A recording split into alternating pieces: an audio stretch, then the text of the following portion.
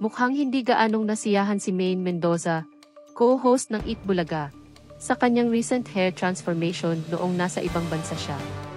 Ibinahagi niya ang kanyang karanasan sa X, dating Twitter, kung saan kusang nagpasya siyang bisitahin ang isang kilalang hair salon para sa isang sparkling at kusang gupit. Gayunpaman, nagpahayag ng panghihinayang si Maine pagkatapos, na nagsasabing kapag nasa ibang bansa ka at gumawa ng isang kusang desisyon na magpagupit lamang upang pagsisihan ito sa ibang pagkakataon.